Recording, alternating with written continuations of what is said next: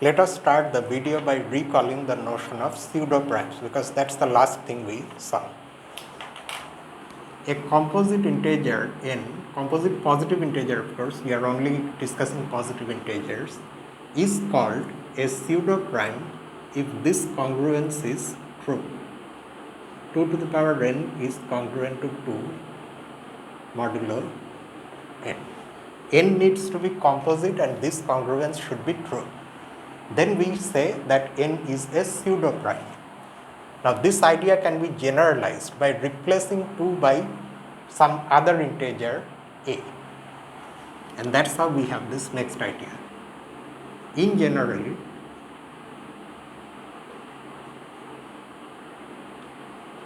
for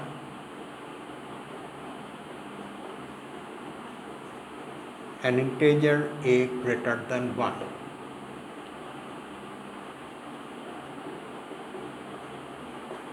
a composite integer n is called a pseudoprime to the base a if the nth power of a is congruent to a modulo n. Okay, so this is more general than ordinary pseudoprime, which is only a special case of this when a is equal to 2. Instead of saying pseudoprime to the base 2, we would just simply say pseudoprime because that's where we are getting this idea from. Now let's see some pseudoprimes to other bases, that is bases other than 2.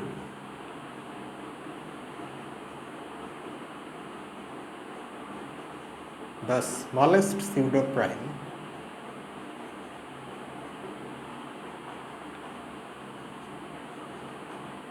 to the base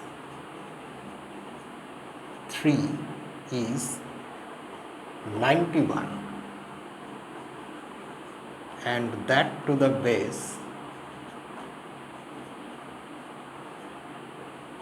5 is 217. These are some facts. Okay, 91 is the smallest pseudoprime to the base 3 and 217 is the smallest to the base 5. In 1903, it was proved that not only that there exist pseudoprimes to any given base, but actually infinitely many. Just like we proved in the previous video that there are infinitely many pseudoprimes, that is pseudoprimes to the base 2. This is also true for any given base, and this was proved in 1903. And these numbers are much more rare than ordinary primes. The following information gives us an indication of how rare they are. Less than 1 million, there are 78,498 primes, but only 245 pseudoprimes. Just see the difference, 78,000, more than 78,000 primes, but not even 300 pseudoprimes. 245 pseudoprimes, less than 1 million. In 1950, the first example of an even pseudoprime was found, which is this number. Pseudoprime means to the base 2, ordinary pseudoprime. This was found in 1950. And if one factorizes this, one gets 2 times 73 times 1103. It's a product of these 3 primes. One of them, of course, is 2. That's why it's even. Now, apart from these numbers, there is a very special class of numbers, which are numbers that are composite and they satisfy this congruence for all A. Such numbers also exist. and they are called absolute pseudoprimes or Carmichael numbers, named after the man who found them.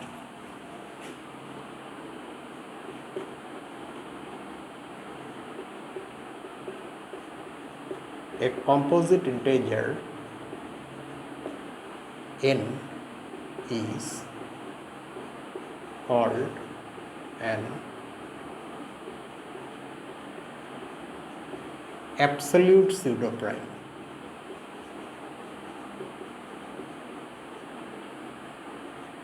Or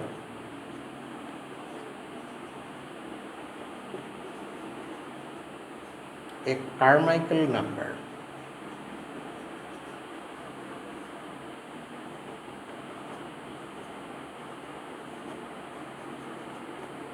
Named after R.D. Carmichael.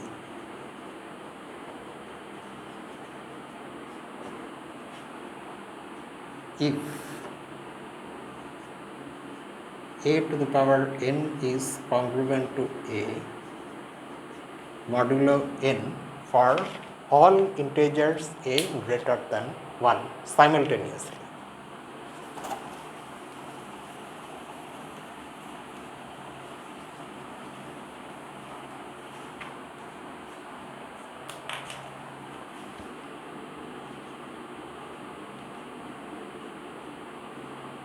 For all a greater than 1, a is an integer, that's understood. In a 1910 paper, Carmichael gave 4 examples of these numbers, the smallest of which is 561, and each one of them is a product of 3 distinct odd primes. Let's see those numbers. 561 turns out to be equal to 3 times 11 times 17. Then there is this next one,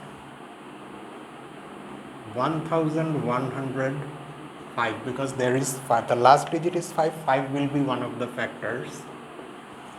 5 times 13 times 70. Then 2821, which turns out to be 7 times 13 times 31, and 15,841, and this one is 7 times 31 times 73.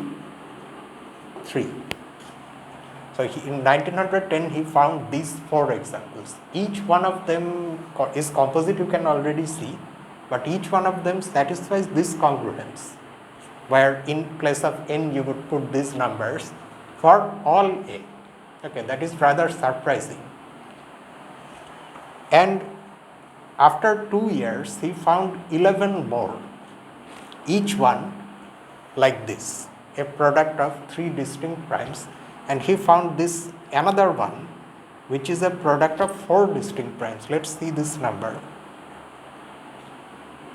160,46641,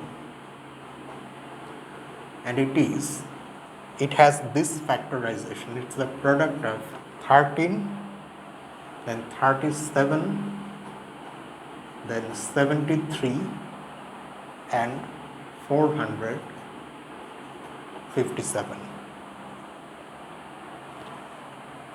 Okay, quite a large number, but this one is a product of 4 distinct primes. The largest known to date is a gigantic number which is a product of this many distinct odd primes. This is a product of 4 odd primes, right?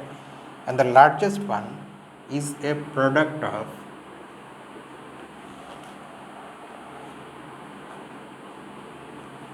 this many odd primes.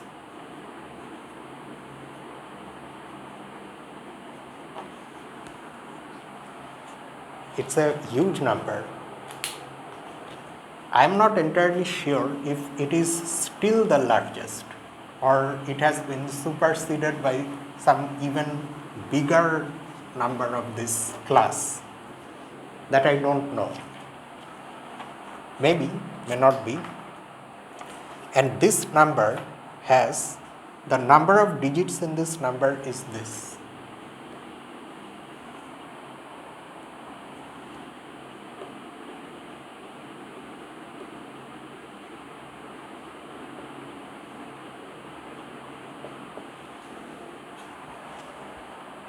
Okay, super big number. Let us now show that 561 really is an absolute pseudoprime or a Carmichael number. It seems like a daunting task at first glance, but it's really not that difficult also. Let's see. Let us first note that it's the product of these three odd primes which are all distinct.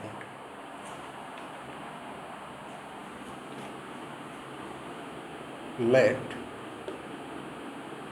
A be any integer greater than 1.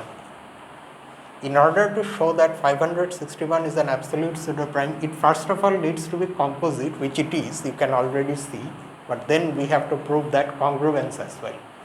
So we have chosen any A greater than 1. Let us impose a conditional A first. Suppose that A is relatively prime to 561. Some numbers will be like this, but some A's will not be relatively prime to 561. We will have to handle them in another case. Let us first see what we can do with this type of numbers. Then, obviously, A also has to be relatively prime to 3 and 11 and 17.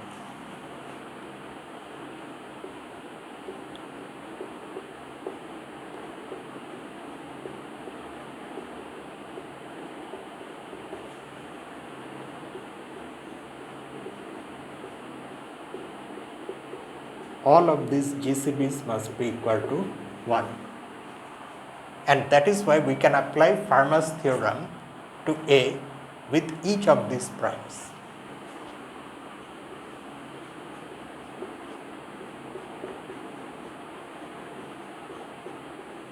By Fermat's theorem, we are going to have these three following congruences. For the prime 3, we get this congruence. A square is congruent to 1 mod 3. For 11, we get this, the 10th power of A is congruent to 1 mod 11. And for 17, the 16th power of A is congruent to 1 mod 17. And from these three congruences, we further get three more.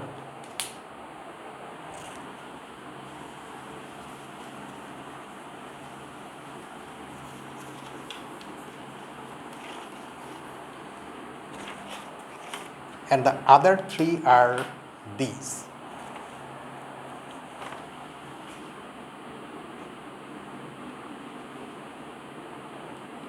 A to the power 560 is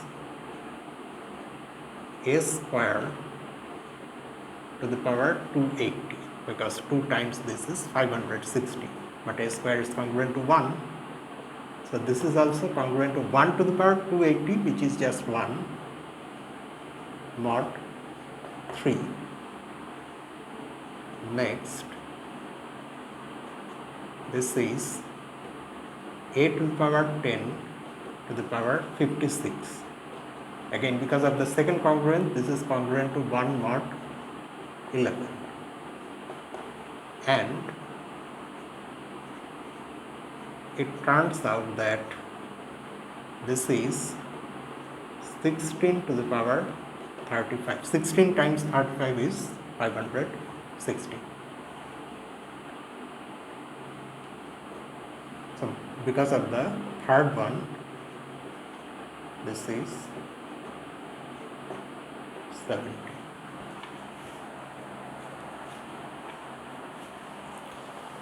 to find this, finding these numbers is very easy, because you know that 560 is the product of these three numbers.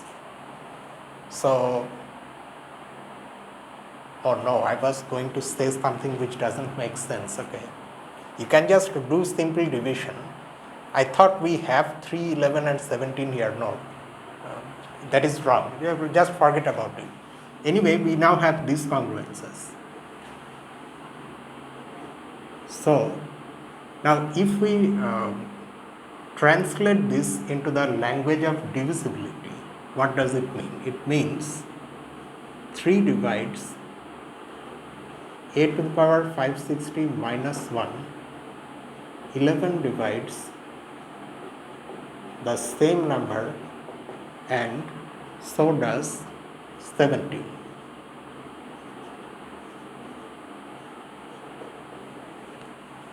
Now we are going to apply a result that we saw way back when we were discussing divisibility and those things.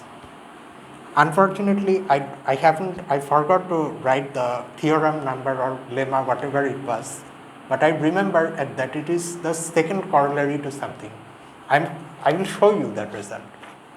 It is just this, that if you have 3 integers a, b and c, such that a divides c, let me take this c, and b divides c, and a and b are relatively prime,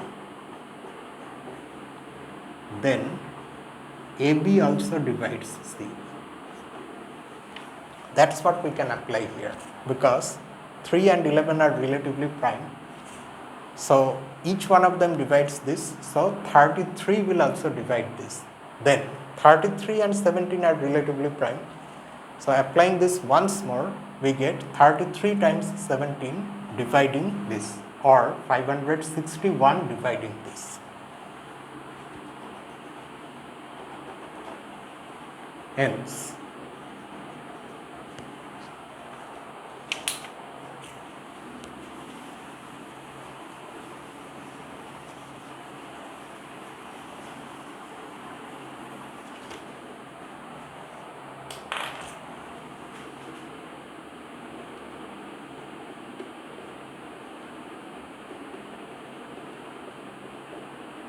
or if we again write in terms of congruence, this is congruent to 1 modulo 561. Now we can multiply both sides of this congruence by a, that we can always do. So, and doing that we get the congruence that we are actually seeking, to show that 561 is an absolute pseudoprime. But are we done? No, we are not done. We have only considered the case where A is relatively prime to 561. What about the other cases? Next, suppose that it's not relatively prime.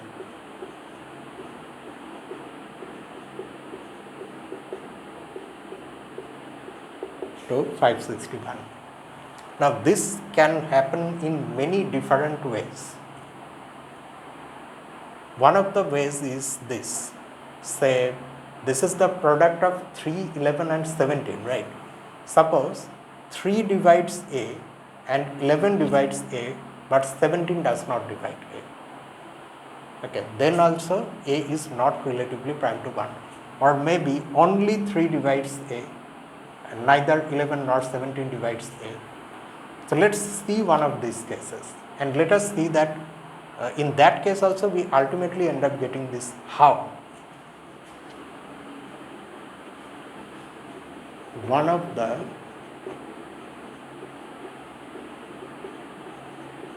possible cases is this.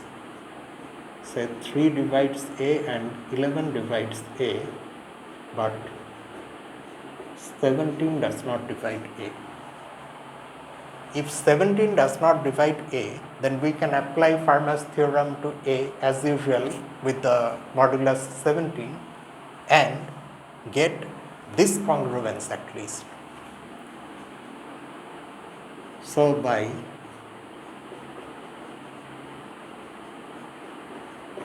Fermat's theorem, let me straight away write this one.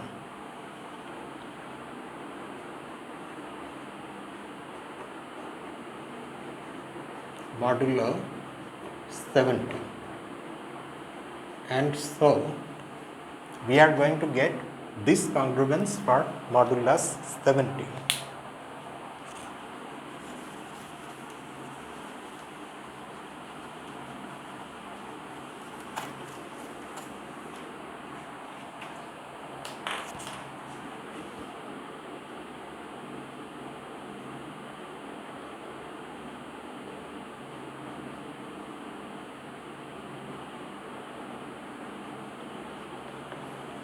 But what about the other congruences? You can actually get the other congruences simply from these divisibility conditions. You do not have to rely on any theorem also. Why?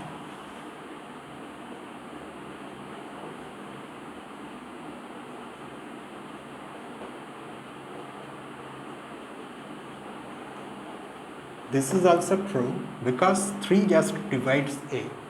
So both the sides are congruent to 0 modulo 3. So they are congruent to each other. Similarly,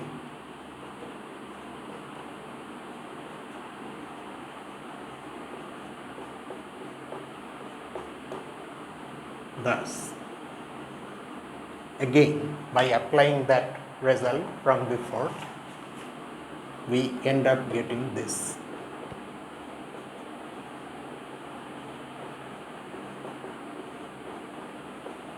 Even when the GCD is not 1. And you can clearly see that the other cases can also be similarly handled.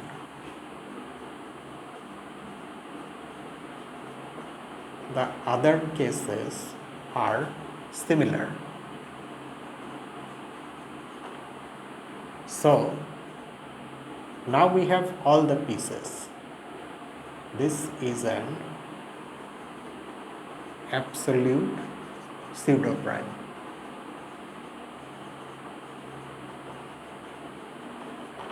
Okay, so we have successfully shown this. Alright, now let's come to the observation that those 4 examples of pseudoprimes that we saw, and even that one where 4 primes are involved in the factorization, none of them is divisible by the square of a prime. In other words, all of them seem to be square free. They are, the general guess is that all pseudoprimes are square free, absolute pseudoprimes, not just any pseudoprime but absolute pseudoprimes, and that is true. Let us now show that.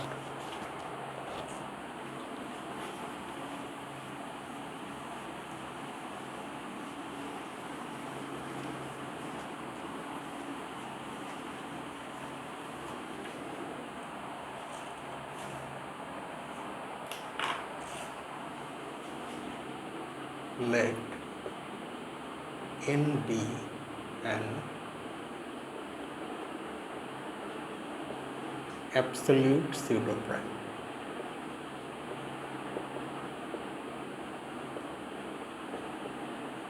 Then we have this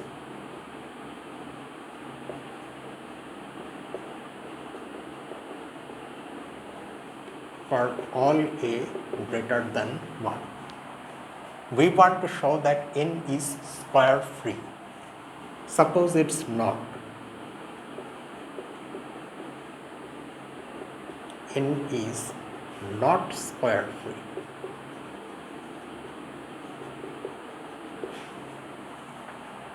Then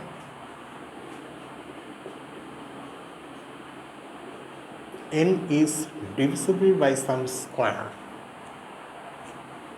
for some k greater than 1. Now, among the many means all possibilities of A, K itself is also a possibility. That is, this congruence should also be true for K. So, replacing A with K, we will get this modulo n.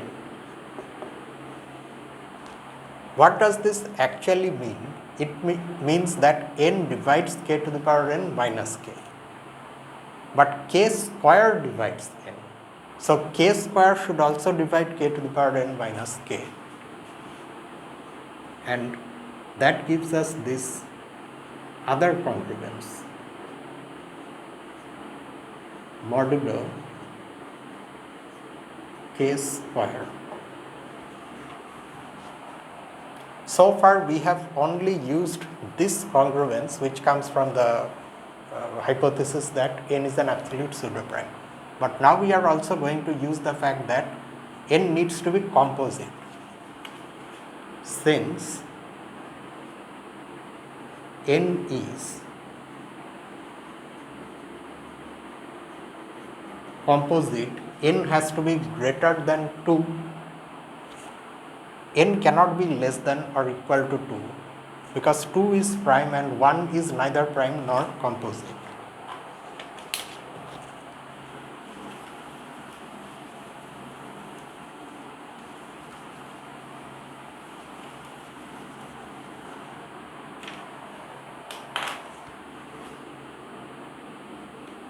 N is greater than 2.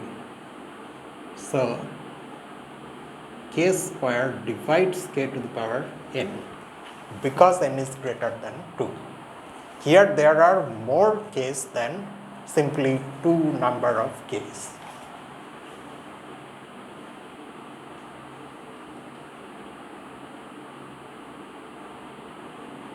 This implies, okay, so what does it imply? If this is already divisible by k square, then you can replace this with 0.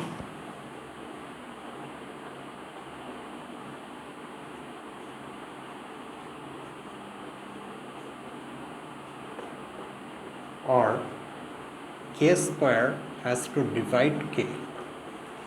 Is it possible if k is greater than 1? No, it's not possible.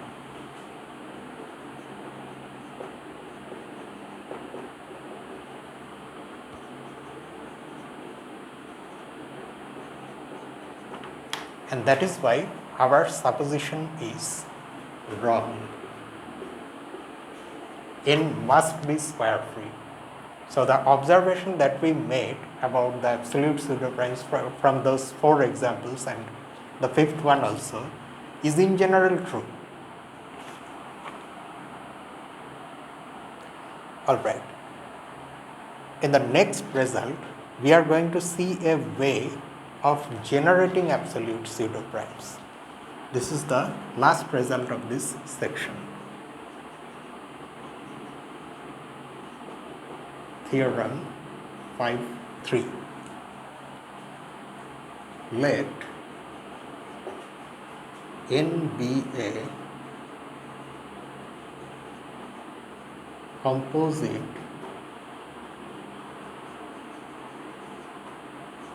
square free integer.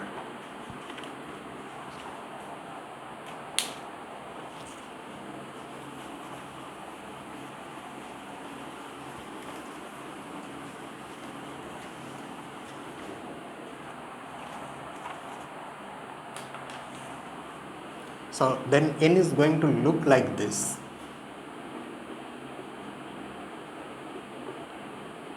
P1, P2, PR, where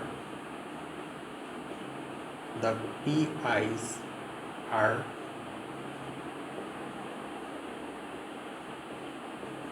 distinct primes.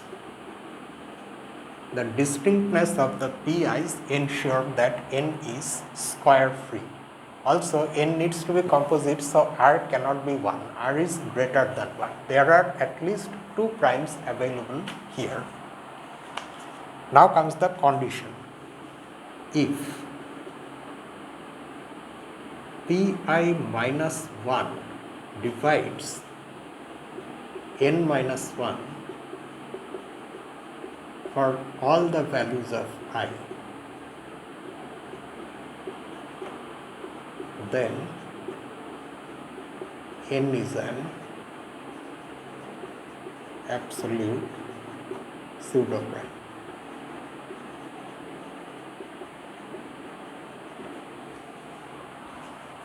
Now next see the proof. It's already given that n is composite, so that part of the definition is already there with us. Let a be greater than 1. Let a be some integer greater than 1. Let us also suppose that the GCD of a and n is equal to 1. Then obviously the GCD of a and each pi will also be 1. It is somewhat like our proof of the fact that 561 is an absolute pseudoprime. It's following that same pattern.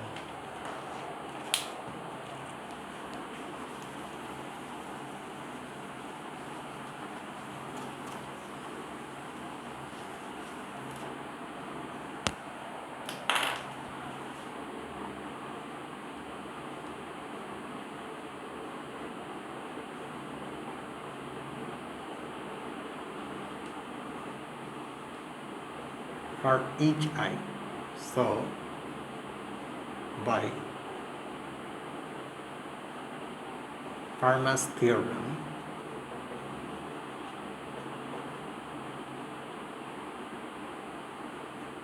Pi will divide a to the power Pi minus 1 minus 1. This suddenly may look confusing, but recall Fermat's theorem.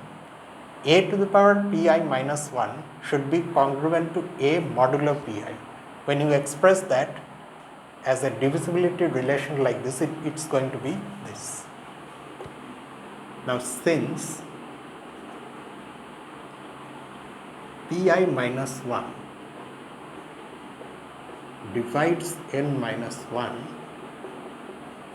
we have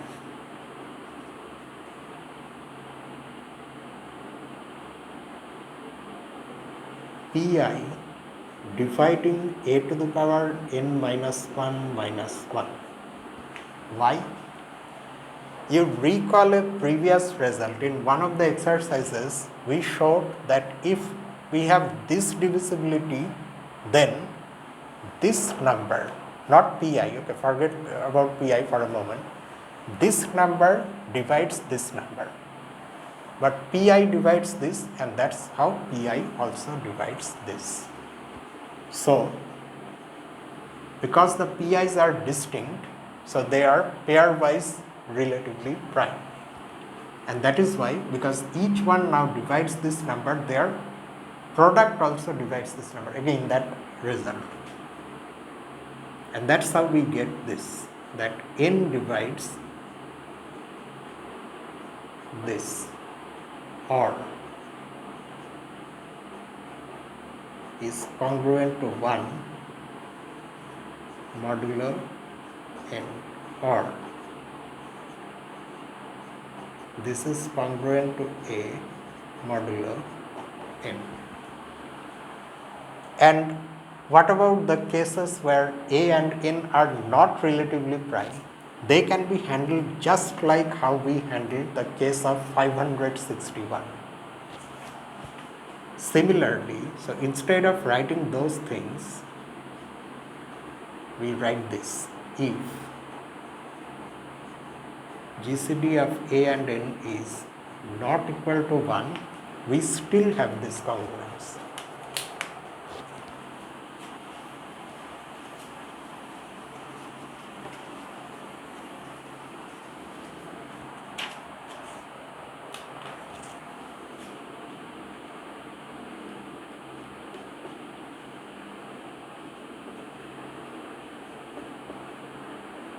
Hence, N is an absolute pseudoprime.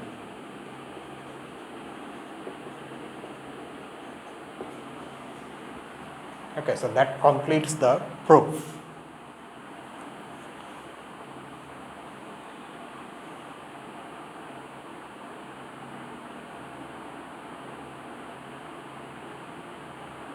In 1992, it was proved that just like pseudoprimes to any base are infinite in number, absolute pseudoprimes are also infinite in number. And they are also very rare, much more rare than pseudoprimes, ordinary pseudoprimes to the different bases. Less than 1 million, there are only 43 absolute pseudoprimes, and less than 10 to the power 15, the number of pseudoprimes is this.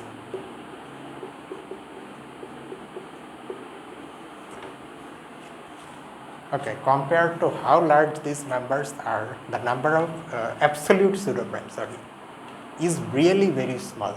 They are that rare, and you can understand why, because this congruence has to be true for all A. But still they exist, and not just that, there are infinitely many of them in spite of being so rare. So this is where this section actually ends. After this, we are going to, of course, solve the exercises. And after this, the next section has Wilson's theorem. That involves another congruence, again about primes. So we will see that, okay, later. And tomorrow, let us again go back to differential equations. So that's just it for tonight. See you tomorrow with differential equations. Until then, this is me, Lucifer, from A Mathematical Room. Have a nice night.